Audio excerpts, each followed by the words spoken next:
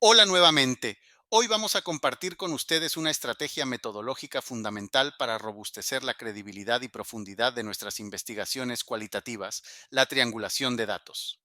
En el ámbito de la investigación, la búsqueda de la verdad y la comprensión holística de los fenómenos es una tarea compleja que demanda rigor y una aproximación multifacética. La triangulación emerge como una herramienta poderosa que nos permite trascender las limitaciones inherentes a cualquier método o fuente única, ofreciéndonos una visión más completa y matizada de la realidad estudiada. A lo largo de esta presentación, exploraremos sus principios, tipos, aplicaciones prácticas y cómo evitar errores comunes. La triangulación es una estrategia metodológica que implica el uso de múltiples fuentes, métodos, investigadores o teorías para examinar un mismo fenómeno. Su origen etimológico se remonta a la navegación y la topografía, donde la ubicación precisa de un punto se determina a partir de la intersección de líneas trazadas desde al menos dos puntos de referencia conocidos. En el contexto de la investigación social, este concepto fue popularizado por Norman Denzin en 1970, quien lo adaptó para describir la práctica de abordar un problema de investigación desde diversas perspectivas. El propósito fundamental es obtener una comprensión más rica y validada del objeto de estudio al contrastar y complementar la información obtenida a través de diferentes vías. No se trata simplemente de acumular datos, sino de integrar diversas miradas para construir una imagen más completa y fidedigna. La inversión en triangulación metodológica se justifica por varias razones fundamentales que elevan la calidad y el impacto de la investigación cualitativa. Primero, incrementa la credibilidad de los hallazgos, al permitir que la información obtenida de una fuente sea corroborada por otra, reduciendo así el riesgo de sesgos inherentes a un único método o perspectiva.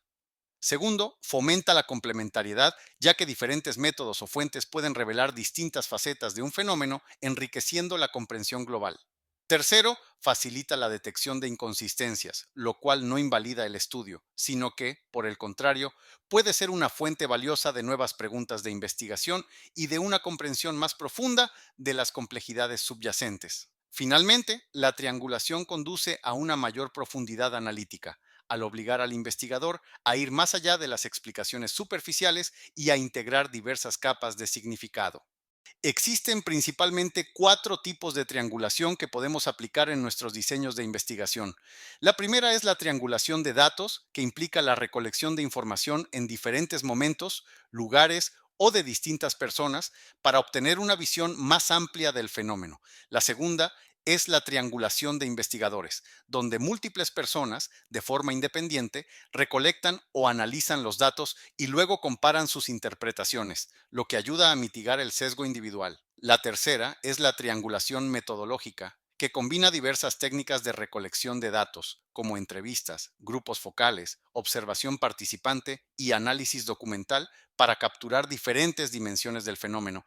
Finalmente, la triangulación teórica examina los datos desde diferentes marcos conceptuales o perspectivas teóricas, permitiendo una interpretación más rica y multifacética de los hallazgos. La triangulación de datos opera en tres dimensiones fundamentales para enriquecer la comprensión de un fenómeno. La primera es la dimensión espacial, que implica la recolección de datos en diversos contextos o ubicaciones.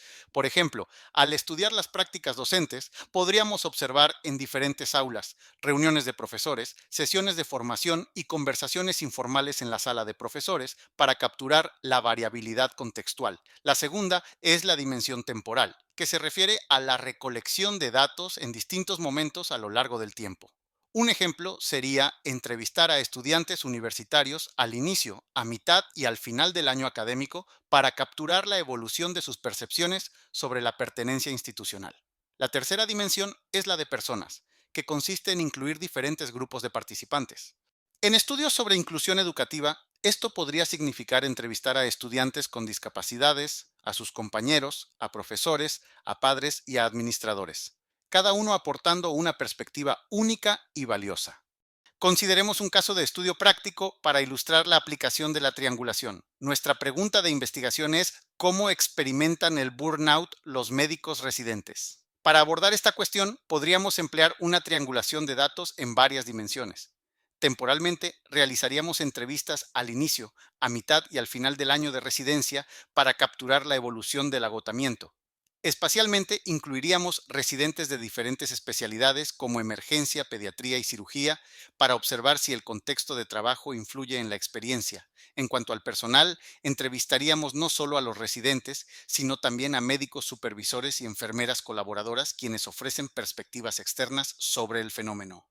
Adicionalmente, aplicaríamos una triangulación metodológica, utilizando entrevistas semiestructuradas para explorar narrativas personales, diarios reflexivos semanales para capturar experiencias en tiempo real, observación participante durante turnos de 24 horas para entender el entorno laboral y análisis de registros de ausentismo para identificar patrones objetivos. La implementación práctica de la triangulación requiere un enfoque sistemático. El primer paso es la planificación estratégica, donde se definen claramente los tipos de triangulación a utilizar y se justifica su elección en relación con la pregunta de investigación. Luego, se procede a la recolección sistemática de datos, documentando meticulosamente cada fuente y método. Es crucial que, en la medida de lo posible, se realice un análisis independiente de cada conjunto de datos antes de su comparación, para evitar que una perspectiva contamine prematuramente a otra. Posteriormente, se lleva a cabo una comparación estructurada de los hallazgos, a menudo utilizando matrices comparativas. Un paso crítico es la interpretación de discrepancias, donde se cuestiona por qué ciertos datos no coinciden, lo cual puede revelar complejidades ocultas. Finalmente, se realiza una integración reflexiva de todos los hallazgos, sintetizando las convergencias y divergencias en una narrativa coherente y enriquecedora que responda a la pregunta de investigación. En el proceso de triangulación nos encontraremos con dos escenarios principales, la convergencia y la divergencia. La convergencia ocurre cuando diferentes fuentes o métodos apuntan hacia conclusiones similares, lo que fortalece significativamente la credibilidad de nuestros hallazgos. Por ejemplo, si las entrevistas con residentes reportan agotamiento extremo, los diarios reflexivos muestran un deterioro emocional progresivo y las observaciones documentan errores por fatiga, tenemos una clara convergencia sobre la experiencia del burnout. Por otro lado, la divergencia se presenta cuando los datos no coinciden. Es fundamental entender que la divergencia no invalida el estudio. De hecho, puede ser el hallazgo más revelador. Si las entrevistas muestran un agotamiento severo, pero los registros de ausentismo son bajos, esta discrepancia podría indicar una cultura institucional que estigmatiza la debilidad, forzando a los residentes a trabajar incluso enfermos. Explicar tanto las convergencias como las divergencias en el análisis es crucial, ya que las tensiones entre las fuentes son hallazgos significativos en sí mismos que profundizan nuestra comprensión del fenómeno. Al aplicar la triangulación, es fácil caer en ciertos errores que pueden mermar su efectividad.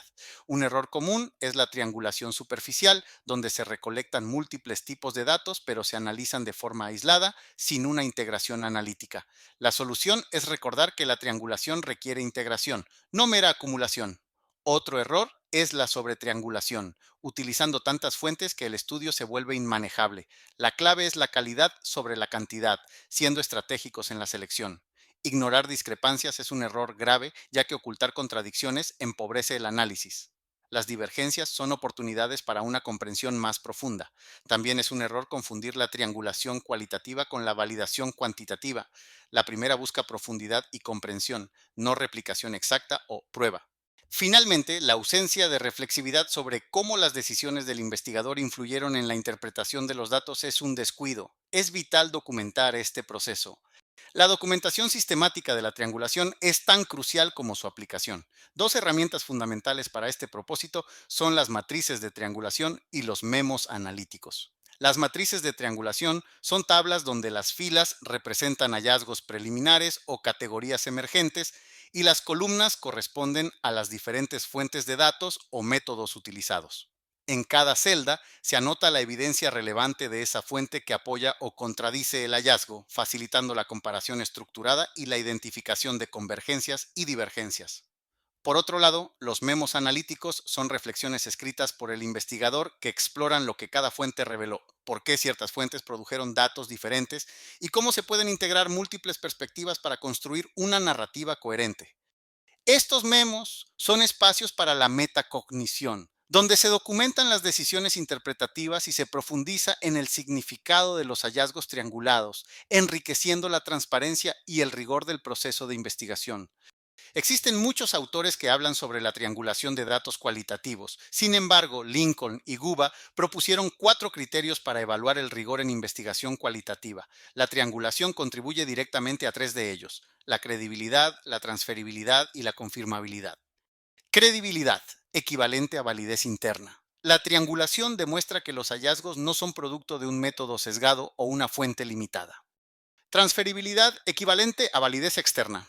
Al usar múltiples contextos y participantes, podemos identificar qué aspectos son específicos de un contexto y cuáles son transferibles. Confirmabilidad, equivalente a objetividad. Cuando múltiples investigadores o métodos llegan a conclusiones similares, es menos probable que los hallazgos reflejen solo las preconcepciones del investigador. La triangulación entonces no es solo una técnica, sino una filosofía de investigación que abraza la complejidad y busca representaciones más auténticas de la realidad social. Cuando escriban su artículo, la sección de métodos debe explicitar qué tipos de triangulación usaron y por qué. No asuman que es obvio. ¿Cómo implementaron cada tipo? Si usaron triangulación de investigadores, describan cómo se seleccionaron, su formación y el proceso de análisis independiente y consensuado.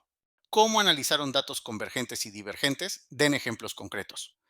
Limitaciones de su estrategia de triangulación. Ningún diseño es perfecto. Reconozcan qué perspectivas faltan. Recuerden, la triangulación no hace que su investigación sea objetiva en el sentido positivista, pero sí la hace más rigurosa, reflexiva y creíble.